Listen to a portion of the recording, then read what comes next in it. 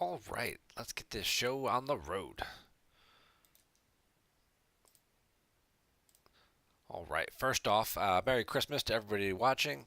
Thank you guys for tuning in tonight to check out the show. This is episode number 33 of my GEMP game review series.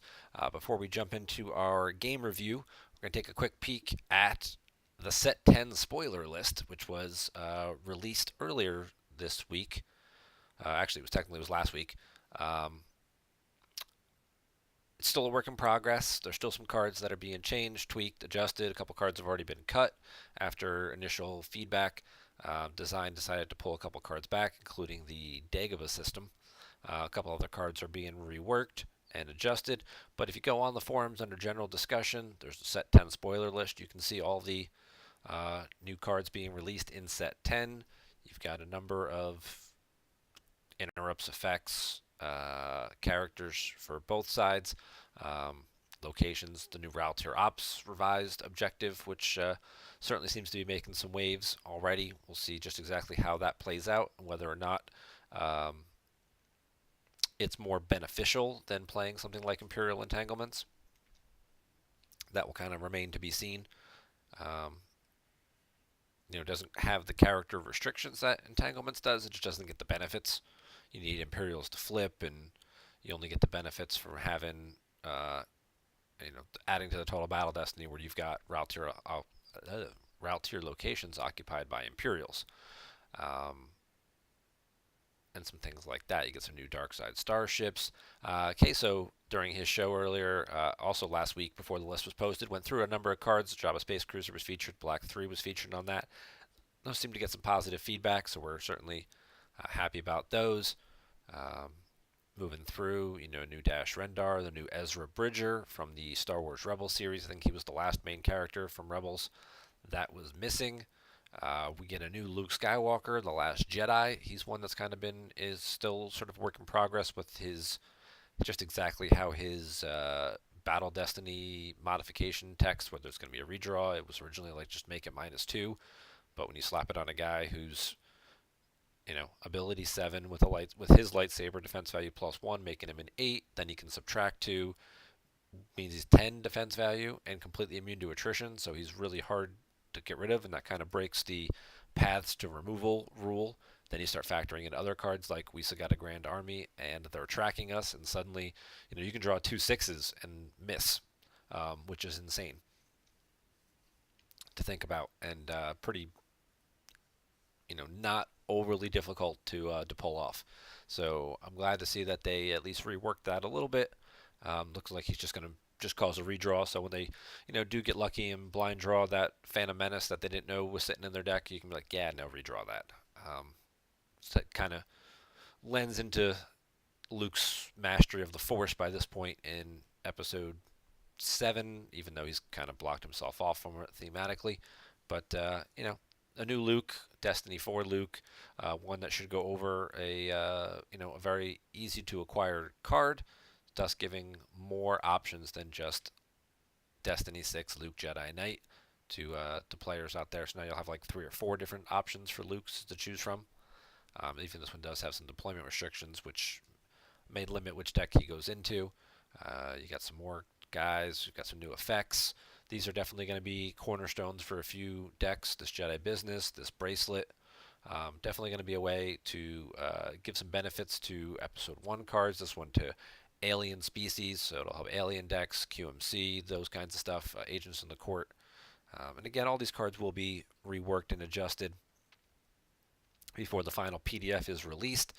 Then I'll be having some more in-depth thoughts on just exactly what they are going to look like, and now that once they are finalized, what they did come out as, and what decks I kind of see them fitting into. You don't want to say, oh, well, I think this is going to be perfect for this and this, and I built, and then they're like, yeah, we're going to take this line off and replace it with this, and you're like, well, that was just a waste of time.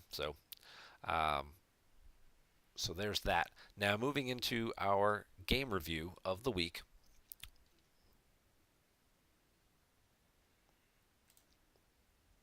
I got this private message a few weeks back. It was basically said, "Hey man, Just finished this game, and I know you're looking for reviews. By far, one of my best games to date, and the ending you will love, all in capitals. I'm dying to see your reaction to the final few turns. Trust me. Please, please, please review and offer input. It's my third time with the deck, and against this guy's top 2 light side build. Fun game, tons of crazy choices, combos, solid plays, etc. I think many people can benefit. Thank you in advance. Marines 28. Top 5 GEMP review ever. Well, when you get an email like that, with that kind of hype behind it, it's kind of hard not to want to review this game and just see exactly what he's talking about. So that is going to be our game review of the week. We're only going to do one tonight, uh, just to try and keep things, short and sweet. I know obviously it's Christmas Eve. People have places to go, families to spend some time with. I just want to spend a few minutes with you guys doing a video tonight, and it's just my Christmas gift to the community. If that doesn't sound too narcissistic, does it? Right? That you guys are gonna take time out of your Christmas plans to watch what I'm doing. So this is our GEMP game review of the week. It is Marines 28 playing Darkside. He's got a Set Your Course deck. He'll be taking on Seitaer, who will be playing DIPLO. He is starting the Jeddah City instead of Alderaan, which seems to be pretty common these days. Get the better 1-1 activation as opposed to the 0-1 from the Alderaan system. So let's fire it up and see what's going on. Against Diplo, they get the Taniv. Episode 1 Tatooine, Dune C. Ooh, operational is planned. Okay, so this is the V operational. So this is the one. It gets the super laser, 2 effects, and then you get to put the interrupt in hand, and then the interrupt lets you download Krennic or a Jeddah location, so you can either get the system, which gives you like +1 or something to blowing up the site, or Krennic. And Krennic, there's 2 versions of Krennic. They both have interesting game texts, so we'll just have to wait and see exactly which one he's going to be pulling here.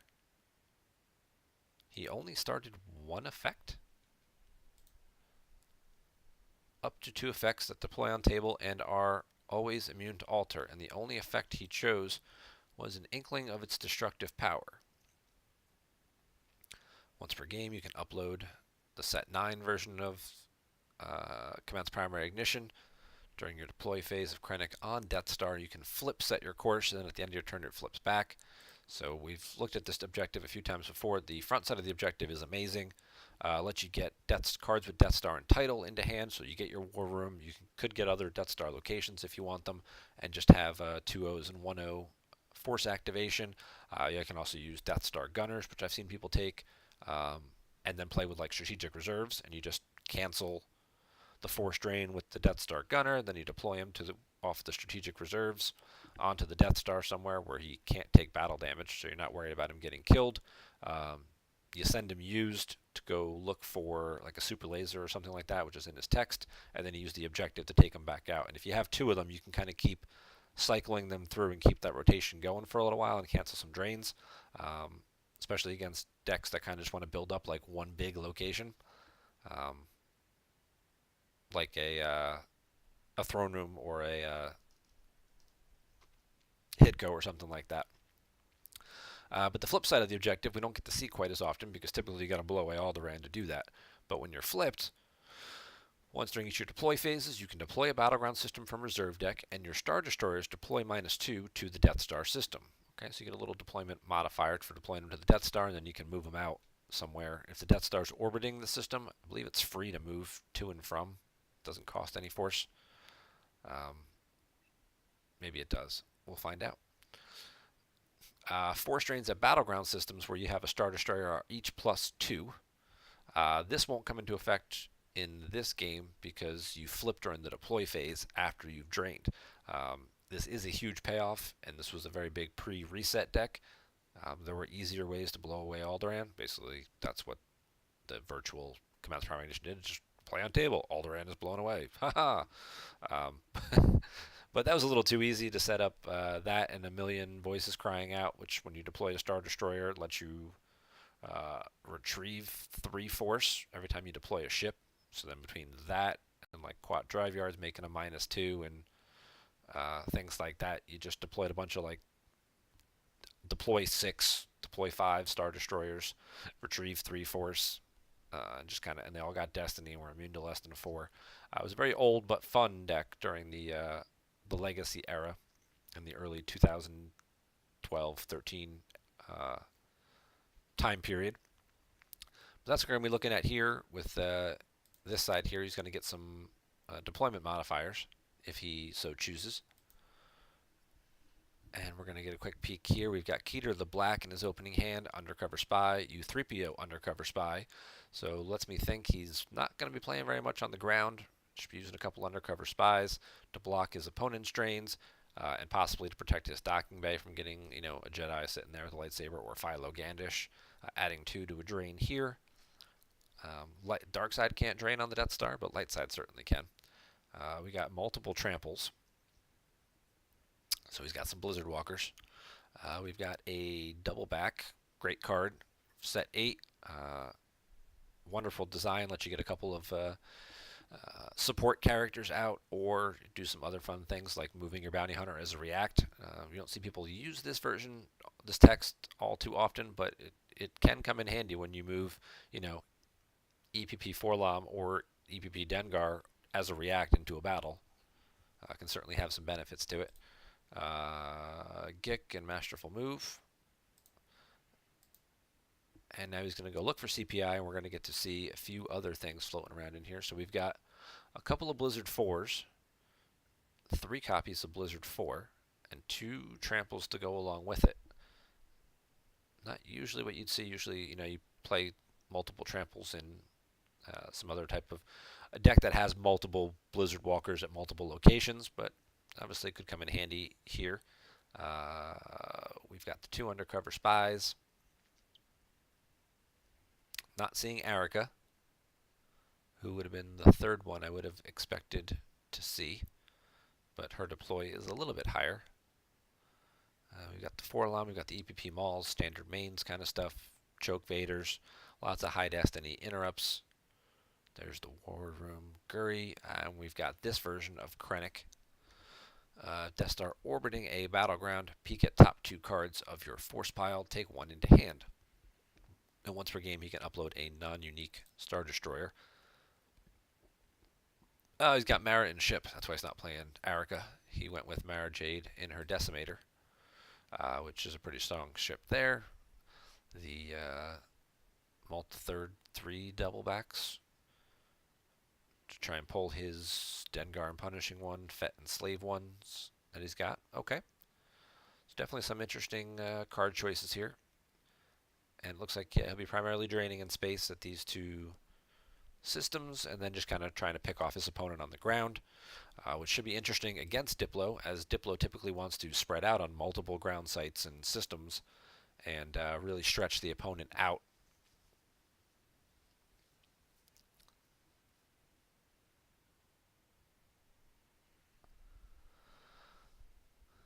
So he's going to play the double back. He's going to get the Fett and Slave 1. Seitaer's going to use his strike playing pulls and get Senator Mon Mothma and General Kraken. Kraken's a nice pilot to put on the Tantive. He also stops Destiny's 2 power or attrition from being added. So he does mess a little bit with like Boskin Houndstooth Virtual or some of the other Ponda Baba, that kind of stuff. Probably nothing we would see in this particular deck, but he's just a cheap ability to pilot who has decent forfeit and gives it enough ability to draw Destiny. This is more of a slightly mains version I think we're seeing out of Seitaer here, because he's got Like My Father for Jedi Luke and I Must Be Allowed to Speak, which is the farm pull card that lets you get used pile pulls. We usually see this one in Diplo because of the variety of characters they play. Like My Father is one particular build for the deck. We've seen Wackling be the 3rd effect a lot. Insurrection be the 3rd effect to give people the big forfeit boosts and to prevent Ellis and Neighborin. So we'll see what he's got going on here. He gets the War Room out, gets himself a nice little 2-0 extra force activation. He's going to use operational as planned, and he's going to get Krennic. Krennic will let him flip his objective, and then when the objective is flipped, he can then go get systems out, so he can get Jeddah that way. So you don't have to worry about using your once per game on Jeddah. You can just use Krennic and go get it. And then he's going to pull the firepower shield. All right. And he's going to lateral damage the Tantive. Interesting. He's just going straight out, swinging for the fences on turn 1. This is a very bold move, especially with just having Fett and Slave 1, and not much really. I mean, he's got a Gick to bail him out, but not a whole lot else to back it up behind this. So he's, if you know, we're looking at 7-0, but the droids cover 7. So whatever he draws for Destiny is what he's going to cause in Overflow. And then obviously, Seitaer's going to deploy some cards and reinforce it. And if Seitaer were to have a second ship, this could go fairly poorly for Mr. Fett and at least force him to burn that Gick. I wouldn't recommend this play if he didn't have the Gick. I would think it would be incredibly aggressive and borderline on reckless. Quick way to lose a game, turn 1 or turn 2, would be to do a move like this and have it blow up in your face. But, he's going to cause a couple of overflow here depending on what he draws. His Destiny looked fairly good when he pulled the system out. So he's got, a decent amount of red cards in there. Could draw like a 4 or 5 and force Seitaer to top deck a few. But he's not going to have any force left to move away, to move his Death Star, to really do anything else other than this one move, which is why I'm not exactly a fan of it. He does get lucky with the 5. Just as easily could have drawn Presence of the Force something for a 2, and then it's like, great, now you just stuck Boba Fett's neck out there. But in this particular case, it did work out.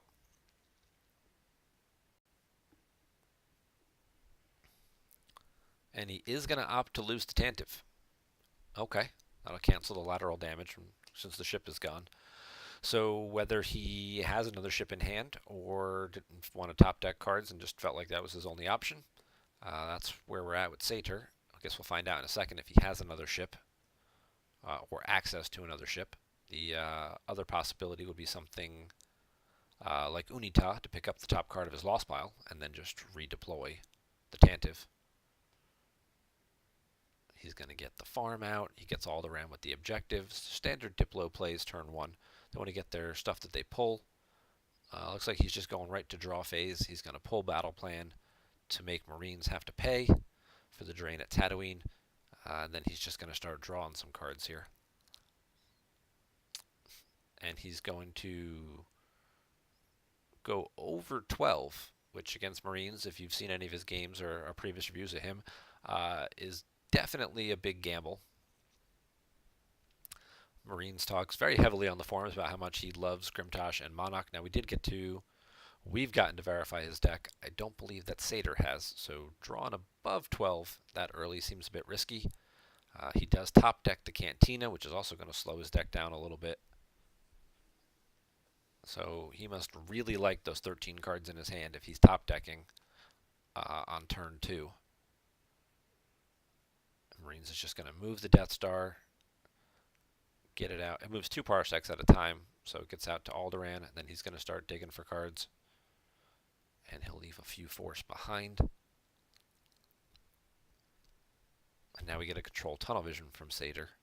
Could use that to cancel the drain, but he's going to instead use it to get himself something going on the ground here. He'll get a used pile search for deploying Luke to a Tatooine location.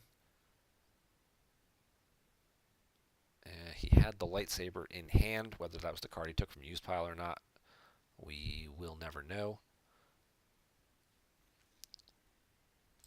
And then he goes ahead and he deploys Kraken. The order here obviously is important. If he was planning on deploying Kraken, he should have deployed Kraken first.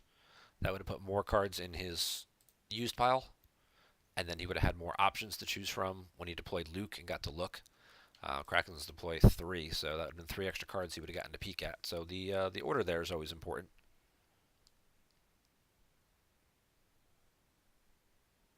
Hey, thanks, Bector. Nice to see everybody watching today. And it's one of my favorite things to do is stream games on GEMP and do these reviews. So just glad that I can continue to do this and add content for the community and educational tools for newer players. We keep seeing new players pop up all the time on the forums. We just had a couple join us in the Minnesota community. It's usually where we get a lot of our newer players from is Minnesota. Usually they're the younger kids. We did happen to get some older players who may have collected the cards but never played, or just have played other of the newer Star Wars games, and have met some of our players or former players, and picked up an interest in the Cipher game, and come back to the community, and really excited about GEMP as a nice way to learn without really owning any of the physical cards. So very excited about that as always. But here we talk about the order of doing things. You always want to maximize your options and availability. So Kraken should have been deployed first. If this is what he was going to do, he should have deployed Kraken first. And then he would have had more cards to pick from. He shuffled his force pile when he did the control tunnel vision.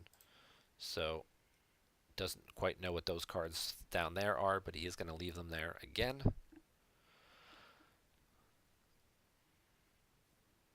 Marines is going to go dig in with a force push. And he's going to grab Ellis and Hinthra. This is a great ship to get because it adds a light side icon when you're at opponent's system. So this thing sitting at Tatooine makes it a drain to 3 because light side has 3 icons. Now you do give them 1 extra force. It's not just like a drain plus 1. It's an icon. They do get to activate for it.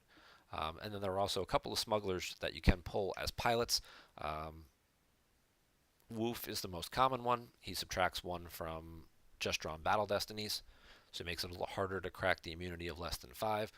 You can also get Ponda Baba, and I believe the Dr. E Ponda Baba combo.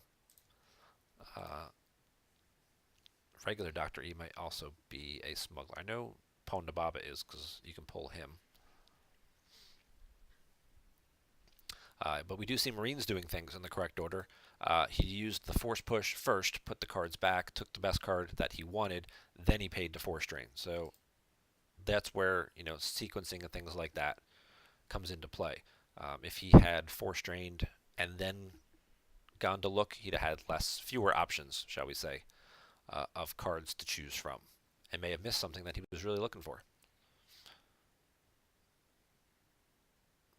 Marines is going to over deploy 2 undercover spies in case his opponent has something like a sorry about the mess to get rid of one of them. He would be stuck with the second one. So he's really going to block down this drain for a couple of turns and then kind of reload his hand. He also adds Ellis, so as we mentioned, this is going to start becoming a drain of 3 right now. I don't think he moved his Death Star. Hang on. Nope, he drained for 2, which he lost. Seitaer lost Saw Gerrera and General Leia. Deploy, moved right to draw. So he didn't move the Death Star. That's a little bit of a mistake, but actually, considering he drew 2 cards, yeah, he would have had force available before he drew. So he could have moved the Death Star, gotten it to Jedha. Jedha being the battleground that it would need to orbit, so then you can start peeking with Krennic. Now, it's certainly possible that his intention was to just kind of hang out at Alderaan and wait for Lightside to get a ship and start running and deliver the plans, so that way he could try and use his super laser and shoot it. Because this does shoot capitals at the Death Star system or the system it's orbiting. It costs you 4 to do it, which is expensive, but you can shoot. You draw 2 destiny, hit if total destiny greater than defense value. Most light side capitals, other than home 1, are defense value 4 or 5, so 2 destiny to beat 5. It's usually something you can accomplish.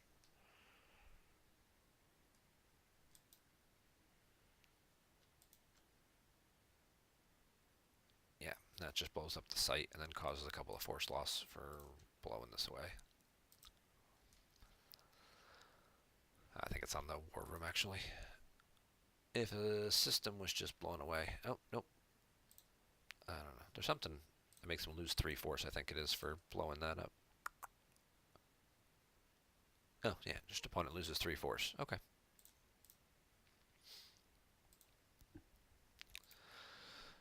So light side does have the Sorry About the Mess,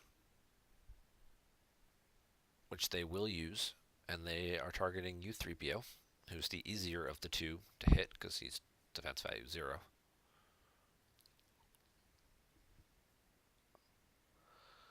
Would have gotten either one.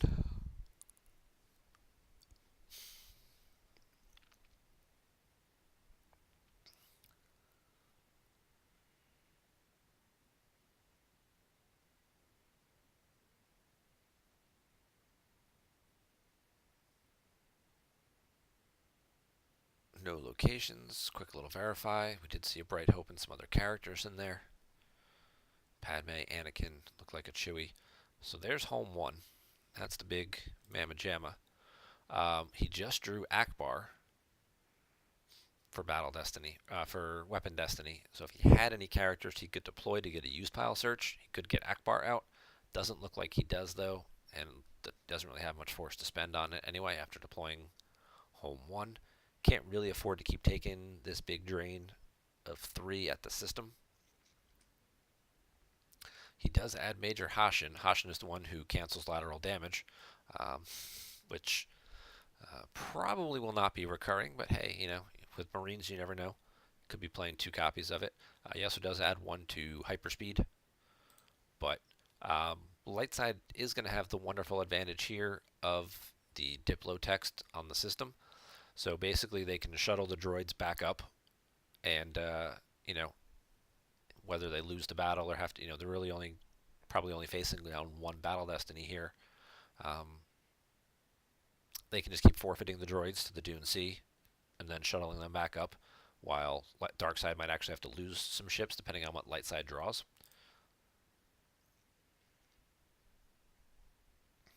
There's Mothma, who deploys for free. Chandrilla was not in there. Captain Antilles, he costs 2. He's going to drop a card from hand with Luke, and probably spend it to shuttle the droids back up. Yep.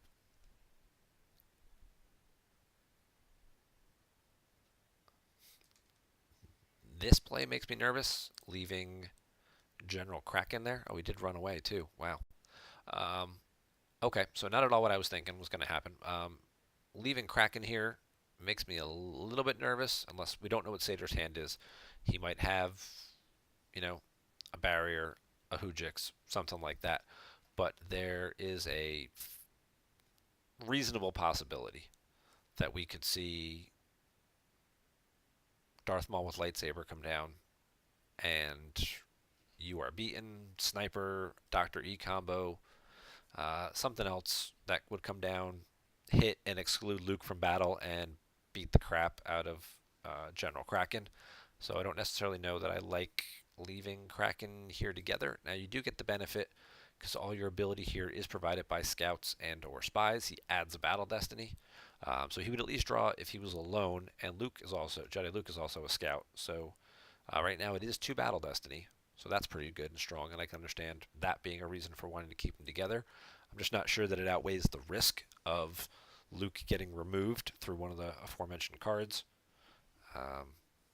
and then Kraken kind of being all by his lonesome.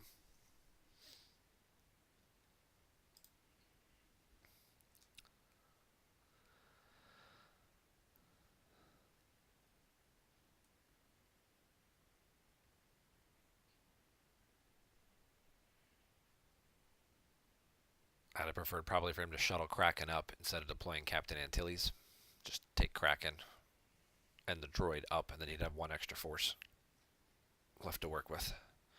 He does get drained again. He loses 3 this time. It's a 2nd Jedi Luke, a 2nd General Leia, and a Rebel leadership. And here comes the aforementioned Darth Maul. Oh, we do get to keep your eyes open from Seitaer. Okay, so that's a strong card that at least counters some of the options in terms of weapons from Dr. E and Sniper and that kind of stuff from working. So that at least minimizes a lot of the risk.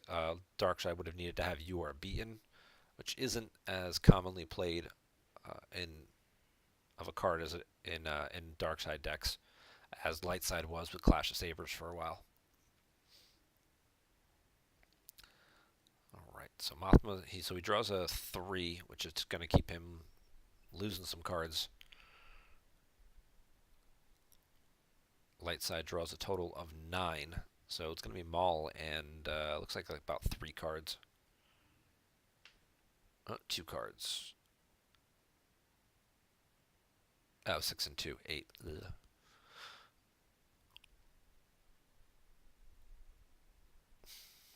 I had his Destiny of 3 stuck in my head somehow. So he throws away a double back off the top, and top decks a second double back. Okay.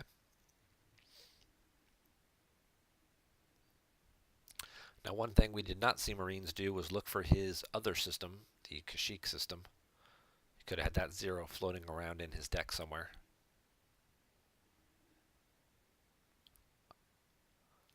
And he, again, has not moved his Death Star.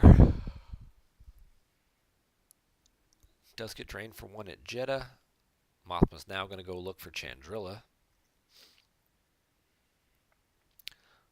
If Seitaer has a second ship here, that would be great for them. Oh, we got Corran Horn. Well, that's going to break Keter the Black's cover, and Keter's going to have to do some fancy maneuvering as we get to the move phase here. And then Seitaer's going to pop home 1 to Alderaan.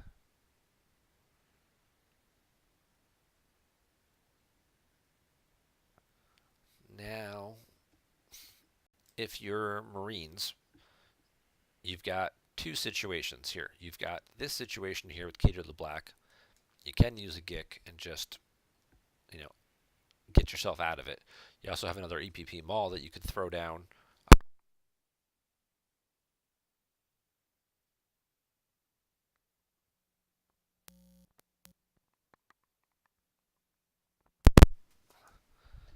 Sorry about that. Pulled my headphone wire out. So as I was saying, he's got Darth Maul he could throw down for a second time, try and clear this out. He's also got P-59 he could come down, try and, he would hit Corran Horn, most likely, or at least have a shot at hitting Corran Horn, and then, you're not probably, Luke's only immune to less than 6, so you're probably not going to crack that, but at least it would give you some additional power and forfeit an ability so you don't really take any overflow, and then Luke is just kind of left there by himself. He could just run away and hide behind the GIC, which seems like a fairly decent option as well. But he also has this home 1 here that I'm sure he would like to deal with at some point. Unfortunately, he doesn't have a way to deploy to Alderaan to take it out, to fire the super laser and try and shoot it down. So now he's going to have to come down to, kind of moving the Death Star where home 1 is. He's got to get there in anticipation ahead of home 1 is really what he has to do. And I don't know that that's going to work out because with 2 systems at Parsec 4, whichever one the Death Star goes to, home 1 just goes to the opposite. Until eventually, they might end up all back at Tatooine, which seems the most likely destination. So if you start getting the Death Star moving and get it to Tatooine, then you might have some options at taking a shot at this thing. But otherwise, not really going to be a whole lot. I mean, they're sitting here, but they've got the ship and they've got Tarkin. You're thinking, oh, I'd love to go, try and clear that out. Can't deploy there. You can deploy and move over, but that doesn't really get you anywhere because then they just can run away. So you kind of have to hold off on this. And you do have Guri as an option, so Guri could also go down as a passenger. Cost a lot. You're looking at 9 and 6, 15. He only activates 14, so that's going to be an expensive option for him as well. Seitaer's done a pretty good job here of stabilizing things a little bit. He's gotten himself back into the game. He's going to get a card from reserve deck, which he just did with stolen data tapes. And then he's going to be able to draw a couple of cards. Next turn, he'll get this move back over and very likely flip his objective.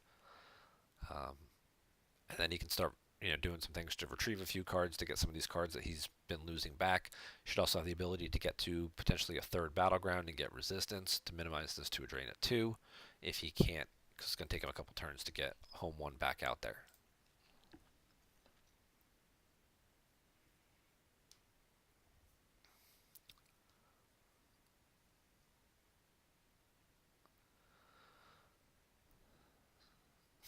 Now, the plus side of Key to the Black's cover getting broken by Corrin Horn is he doesn't have to pay to drain this turn because he occupies. So you almost want to say thank you to Seitaer for doing that because he just gave you a free battleground. Ah, one thing I did not mention that is certainly a possibility with the sniper in his hand is that you can fire any weapon during the control phase. So he can fire the super laser. He'll have to spend 4 force to do it to try and shoot at home 1 here. It's kind of taking a blind shot. You got to beat its defense value 9 because I think Hashin adds 1 to its armor. That's really lucky.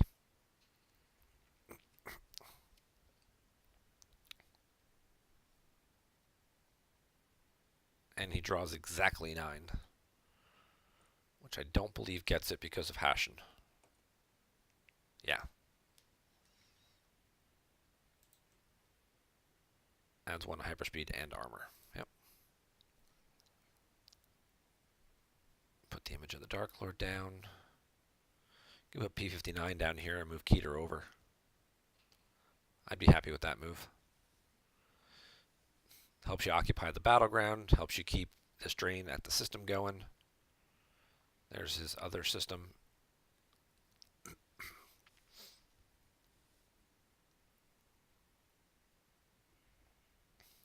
He is going to flip his objective. Oh, we do see a second lateral damage in there. Look at that. We really shouldn't be surprised. But interestingly enough, no Monarch. Which seems weird to me considering he's playing, you know, kick and masterful moves. Maybe it's floating around in one of these cards, but I don't remember seeing it in the beginning. And Keter moves over, and the objective flips back. So now Darkside has themselves in a really strong spot. They've got 3 battlegrounds. They're threatening multiple drains. They've minimized the light side drain with the presence of the Force. Hey, from Basil, thank you for subscribing or resubscribing with Twitch Prime. Of course, for anybody watching, in the top right-hand corner there, you'll see that little purple button that says subscribe. If you have a Twitch Prime, if you have an Amazon Prime account, then you can link it with Twitch. You get 1 free subscription to use each month, and that helps out the Players Committee. If you just subscribe to our channel, we get a couple bucks each month from the account. It costs nothing to you. It brings revenue into us to let us keep doing all of our wonderful projects throughout the year. So thank you to From Basel for doing that. You do have to continue to resubscribe each month. The subscription only lasts for a monthly basis, and then you have to click the button to each month to resubscribe. But it is just a 1-step little click each month. And you should be here watching all of our content anyway, so you'll already be on our site. You might as well just click the button. So thank you to him for doing that. Yep.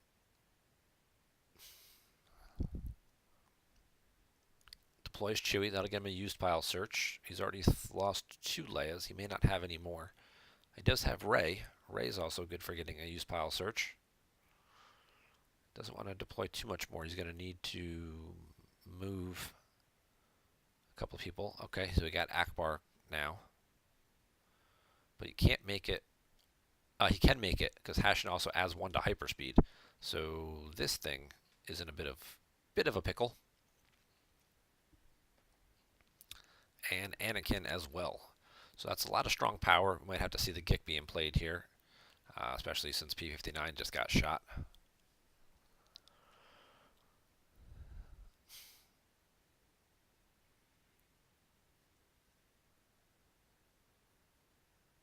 And a shiny foil Anakin's lightsaber. It's a nice collection of foils so far. A couple of defensive shields and starting in effect. P59 should probably shoot Chewie. He's going to go for the lowest ability character, maximize your chances of hitting somebody. Anakin, there's a possibility could hit like a blaster deflection or something to subtract from it. So Chewie P59 causes 2 force loss. So you really want to make sure to maximize your chances of triggering that text, especially when you have a lead on your opponent like this. Does lose the 2 cards he just drew for Destiny.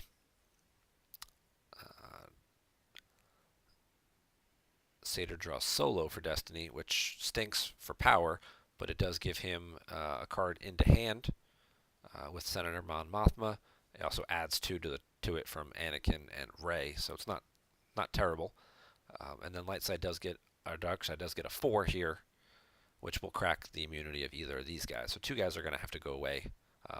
Darkside's going to lose everybody over here, and looks like they'll take 1 or 2 overflow. 2 overflow. Keter forfeits for 4, and they lost by 6.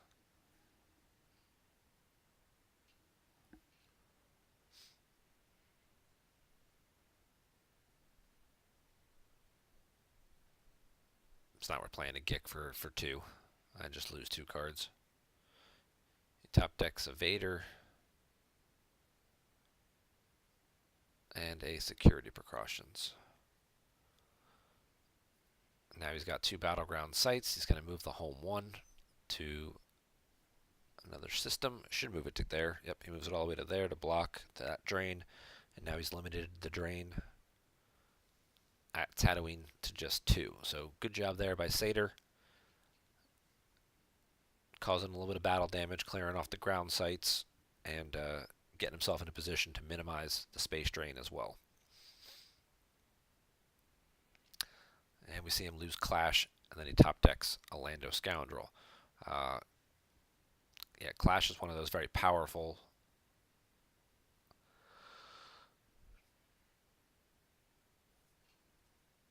This is interesting. So he's going to deploy Darth Maul, and he'll get 2 swings at Anakin. He should hit him with 1 of them. And then Battle Destiny to power. It could easily end up being a wash. Looks like Darkside probably has better Destiny remaining than Lightside, because there's still DIPLO usually plays quite a high character base.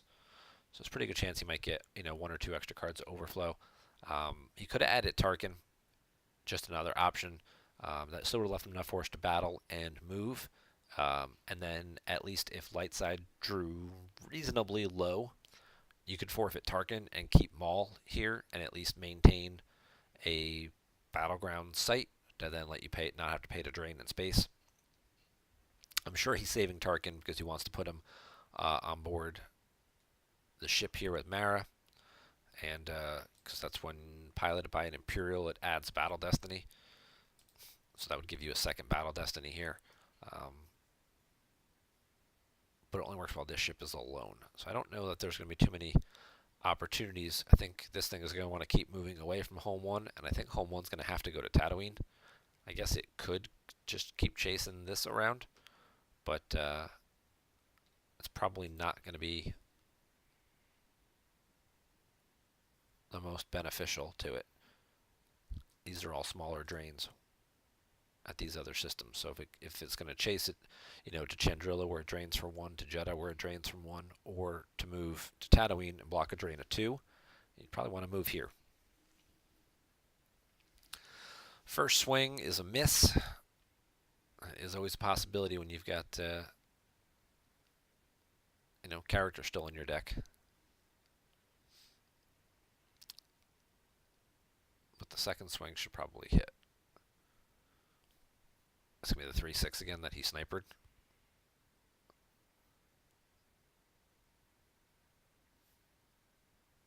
Yep. Yeah, because he paid 4, and then he drew the 2 Destiny, and then on Lightside's turn, P-59 shot, and he drew a Battle Destiny. So these will be part of the force that we haven't seen that he spent. There's a good, nice draw, 5. So he certainly may end up getting a little bit of overflow here. And with Lightside not being flipped, that is the downside to moving in front of Mara's Decimator, is that the objective didn't flip. That could have added, well, it would have added 1 to the total. Still rather blocked the drain. This was the right play. It just happened to be a bad side effect that it didn't let the objective flip. When Mara runs away from it, the objective will flip. So Anakin's got to take 2 overflow, loses launch in the assault and rescue in the clouds. Launch in the assault might be come in handy. Rescue in the clouds, you can live without that card. Now they flip, and now he's moving the Death Star to Parsec 4. See if it orbits Jeddah. Yep. So now Krennic is at a battleground, so he gets his choice of cards to take, and also gets to view the other card, which he will then spend, and he's going to move Krennic to the battleground. So now he gets around battle plan, and now it looks like he's going to split up his ships.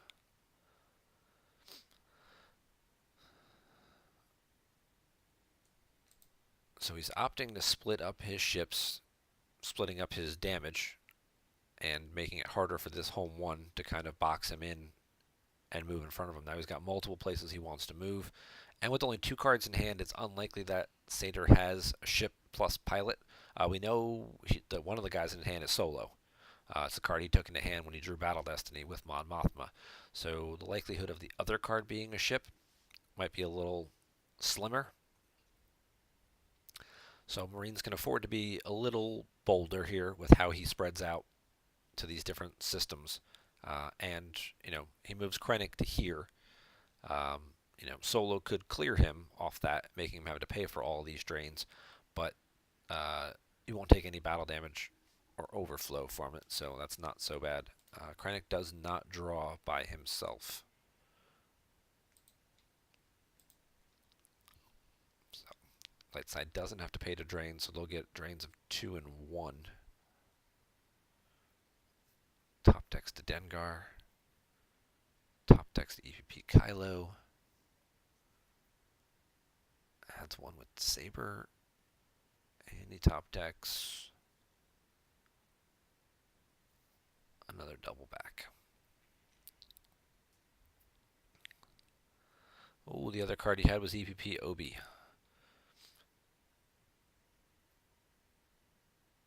EPP Obi is a rebel, so then we get to see put all sections on alert come out.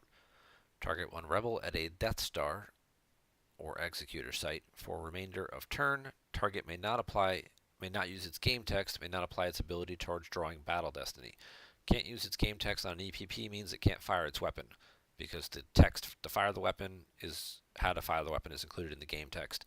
And then no ability is pretty simple. You can't draw Battle Destiny there. He could commit Solo here at this point in time as well. That would still allow him to clear it and then lock this site down. He is going to grab the put all sections, which is also huge because it's a used 6 you don't really ever want to see again.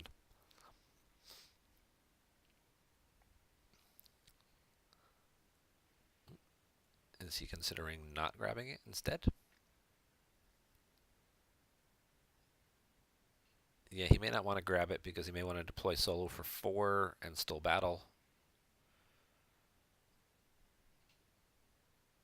Yeah, so he does to put all sections again. So we're going to get a slight little revert here.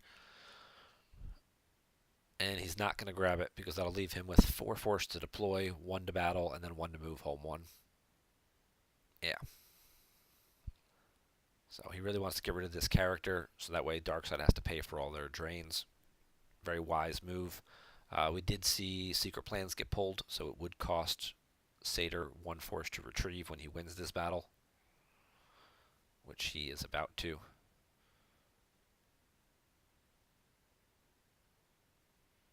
I wouldn't have deployed Obi, I just would have deployed Solo, but hey, that's just me. Obviously, he has to be worried about a possible other third Maul or something like that, so I understand why he did it. But you're not Obi hitting anybody isn't going to cause any damage on the Death Star anyway, so.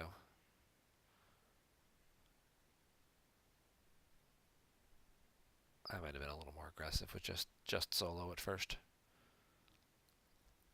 He's going to pay an interrupt from his lost pile. He's going to use the control tunnel vision to cancel the drain at 2. That's a good play. I like that.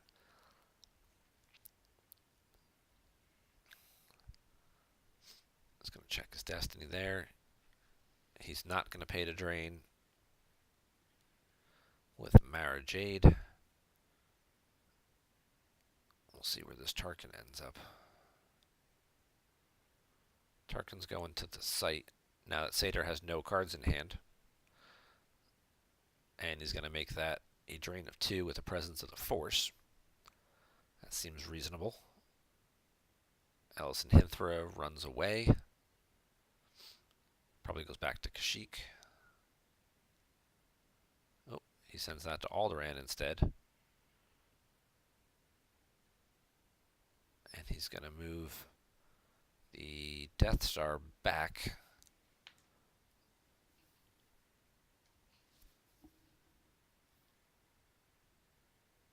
Now he's going to think about reverting that. So by moving to Alderaan, Alderaan's a drain of 2 because it's +1. He did revert. Where did we revert to? The move phase still. And he is going to move over there. Plus this, does this only add at battleground systems or is it just at opponent system? It's at opponent system. So this would become a drain of 3. I mean, Ultimatum's still going to cap it at 2. So this is a drain of 2. This is a drain of 2. This is a drain of 2. Tarkin's draining for 2. So he's got multiple locations, obviously spread 2. Light side has no cards in hand and only 12 left down, so he's really trying to maximize the damage. He knows his opponent can't really do anything to him with no cards in hand. He's going to pull a useless gesture, which doesn't do anything anymore at this point because Solo sort of uses once per game text. Then he draws a very clutch defensive card in Projective Telepathy. I think he can stop drawing at this point. He's pretty far ahead, and he should be able to just kind of lean on his opponent and ride it out. He is going to get drained in a few spots, and that is going to hurt. He's going to play the Projective Telepathy here. I had to save that card. I had to save that card for the following turn because there's a pretty good possibility he's going to drain in a few spots, and then he's going to move around, and then he's going to draw a few cards. You might see Luke and Corrin move over here, or they can actually drain for 2 instead of 1. Or maybe he'll leave Corrin there, or move just Corrin over and leave Luke. I don't know. I'd move over to the Lars farm. Doesn't Luke move to here for free, or is the Anakin, Beru, and Owen move for there for free because it's the Episode 1 type farm? But yeah, light side's obviously limited in what they can do with no hand and where they can get to, so they're going to have to draw a few cards, and then they're going to get drained for a handful. So on their following turn, they'd only have a few force left to deploy a random character, maybe try and make a suicide run against Tarkin. And if you had the Projective Telepathy on that battle, they wouldn't have enough force left to remaining, probably. But using it here it's okay too. It's not a bad play. Just a personal preference. I prefer probably to save it for the battle that's likely to take place on the following turn. Now, on his turn, he could easily just throw Blizzard 4 there to back up Tarkin, and then, it's irrelevant. So,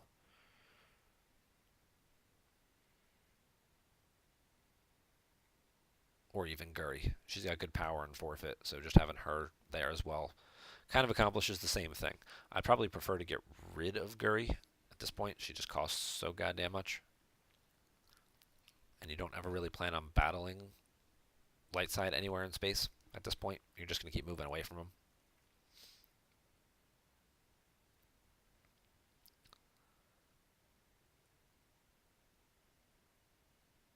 Yep, they're going to shuttle a couple guys down in front of Tarkin.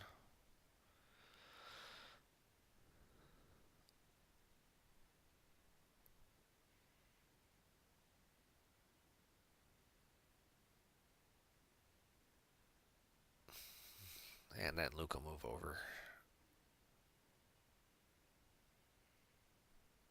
And he brings Corrin along as well.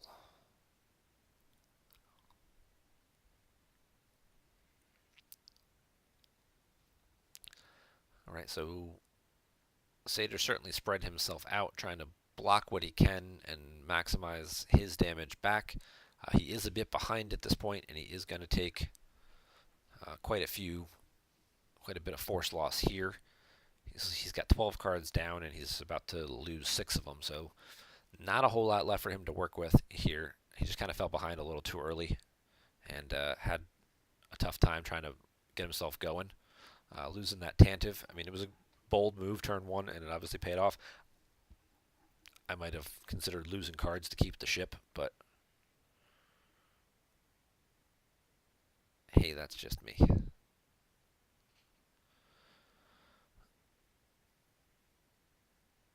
Alright, so he checks his destiny. He's got 2/4/4 in there, so he's got a pretty decent chance that old Blizzard 4 there could trample Captain Antilles. It's a 66% chance, right?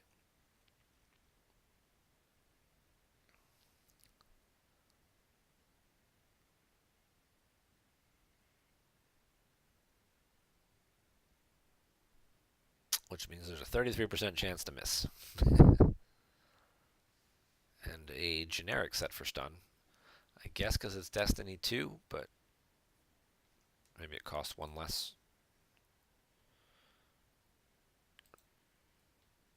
And it only costs 2 force to use as opposed to 3. That control set for stun might be a little bit more practical, but so Darkside gets the 4 for Battle Destiny, which will kill Captain Antilles. Lightside's going to draw something. They draw Hujix, which they will take into hand. But they are down 9 here, which is going to get rid of both characters.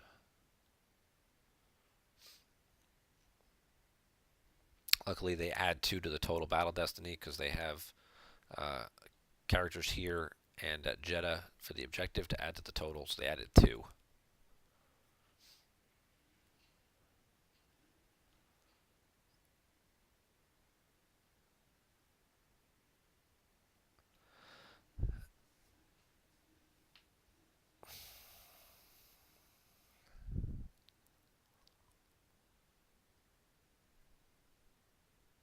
And Ellis moves back out to a battleground, and he's drawing a couple cards that he doesn't really need to draw. Play the masterful move.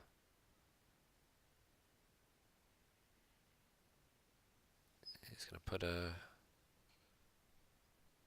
shield out. I'd have preferred to play the masterful move and then put the turn it off on top of it. Just a personal preference, because if you spend 1 for the masterful move, then you've got 6, then you put the turn off on top of it, so then you've got 6/5 as your 2 top cards of your used pile. You only had 1 card in your reserve deck, so you recycle that. You're about to take 1, 2, 3, 4, 5, 6 force loss. I mean, 1, 2, 3, 4. Yeah, maybe you can't get to it anyway. Pitch one of these 5 and lose the top card 6. So then if your opponent does find a way to battle you anywhere, you're drawing 6/5. That would be basic tracking for folks who are curious as to who are still trying to figure out exactly how that works. It's easier as you get fewer cards in your reserve deck to work with. You don't have to track quite as far. You just put something on the bottom or near the top, and then you just know that, hey, 3 cards down is where that card is. Alright, so we get a drain of 2 at the War Room, so he's got to peel 6. He's just going to throw away the cards from hand, the masterful move. The top deck's a Blizzard 4. Pitches a Presence of the Force. Still not quite sure what he's clutching this Guri for.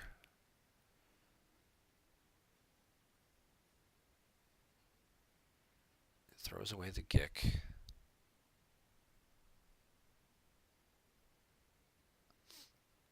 And then he top decks 1 more. Now he could Blizzard 4, put all sections again to get rid of Obi over at the docking bay.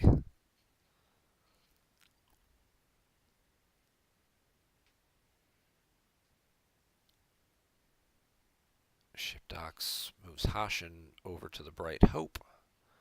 Now he's got a second ship out, so now Home 1 can keep chasing stuff. So now he's going to be able to block 2 systems. And at least drag this game out an extra turn. Interesting. I'm not sure I agree with what Seitaer just did. He shuttled Akbar down to block the drain of 2 from Tarkin. Akbar doesn't draw Battle Destiny by himself. Even with Rebel leadership, he should still not draw. So he could have also moved home 1 to Kashyyyk and blocked a drain of 2. Basically accomplishing the same thing without losing Akbar. I'm not quite sure what he's trying to accomplish here. If he's just trying to soak up damage with cards that are on the table, I guess that's one thing. Unless there's something he's got in his hand that's going to let Akbar draw Battle Destiny, this just seems like it's not really going to do any more than home 1 moving over here would have. That 1 card in his hand should be the Hujix that he took. We haven't seen that go by yet. It's what he drew for Destiny last turn. So he can cancel Obi's game text.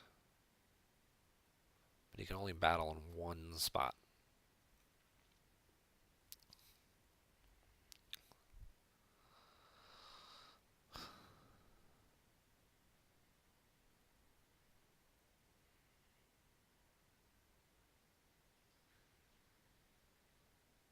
Yeah.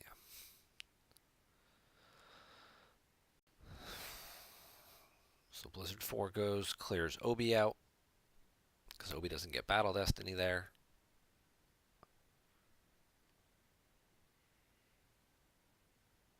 He draws the 1, so no overflow. And even the 4 wouldn't have gotten any overflow because Obi covered up to 13. But it does take light side off of 1 more battleground, and it does stop a drain of 1 by using a card from hand. The game should be over next turn anyway.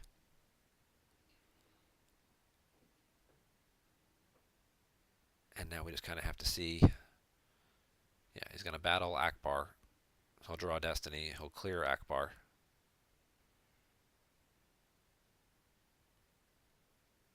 So I think either way, Lightside still lost 2 to a 4 strain, except now they also lost Akbar. 1 more card off the table. I don't know. It's irrelevant at this point because Seitaer's got 3 cards left and is about to lose the game because he just can't cover enough locations. But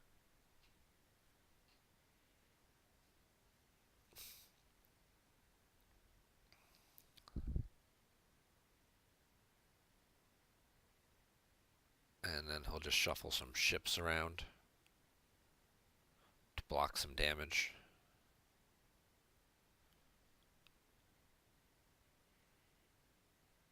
And put Blizzard 4 out of play because he didn't save anything for its maintenance cost.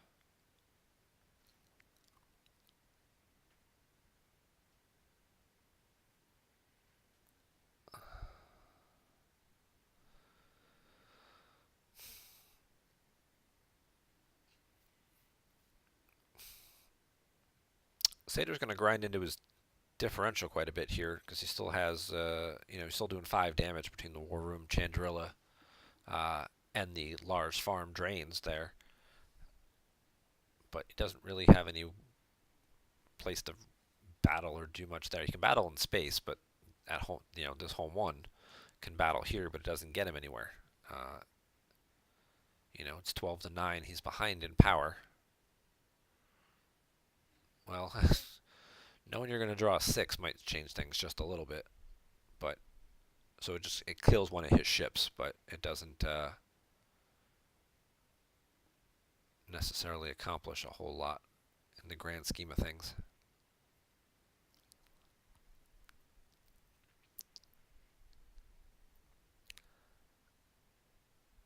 It just kills 1 of the 2 ships.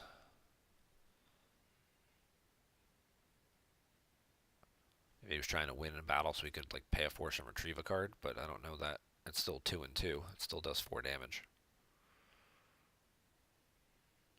So Sometimes you just like to go down having fun, swinging for the fences, or just winning one last little battle before the game ends. But he moves the home one over in front of Ellis to block the bigger drain. But he's still looking at 2 and 1, which would end it. So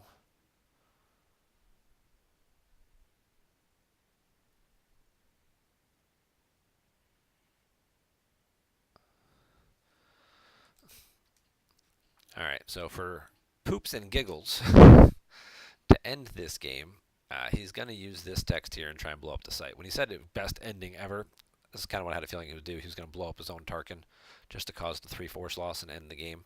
I'm sure there's a chat where these guys are going back and forth with each other that we can't see. So here's how CPI virtual works. Obviously, a Death Star orbiting Jedha, target your related unique battleground site, draw a destiny. If destiny plus X is greater than 8, site is blown away, opponent loses 3 force, X equals number of Death Star sites on table, there are 2. So destiny plus 2 greater than 8 would mean you need to draw a 7. But Jedha says while you control your super laser weapon destiny draws are plus 1, so you would only need to draw a 6, and nothing else here adds or subtracts. So if he draws a 6, he blows it up. I'm pretty sure that's the put all sections on alert that he used on Obi before he deployed Blizzard 4. So he's going to blow up the site with the put all sections. The site is blown away. Light side has to lose 3 force, which ends the game. He destroys his own Tarkin in the process. Oh, and the presence of the force also goes to his lost pile. So he did just put 2 more cards in his lost pile. So if you are counting diff for like a match play type event, he did just cause 2 more force, put 2 more cards in his lost pile for himself, which could be a detriment in a tiebreaker situation for the game too. But he ends the game in a cool way. So thank you very much to Marines28 for sending this game link over. We always appreciate getting links from people. Obviously, you can private message me those links on the forums. We will be back next week. It'll be New Year's Eve. I don't know what New Year's Eve plans are yet, though. Whether I may do something earlier in the day. I assume a lot of people have off from work, hopefully, before they head out for the evening, whatever your plans may be. Thank you all very much for watching. Hope you have a great Merry Christmas. Be sure and check out the Players Committee store as well. There'll be a lot of new items going up in the next couple of days. We did just get a couple of collections in. I'm just going to show you a couple of the highlights real quick. That's a foil Jedi Luke. That's a second foil Jedi Luke. That's a foil Emperor. Ooh. That's a second foil Emperor. And this one I still have to figure out just exactly how to price and sell, but you know, ooh, yeah, we'll just put this over here safely. So, thank you guys for watching. That's going to do it for this evening. I hope you guys have a great night and Merry Christmas to all and yada yada. So take care.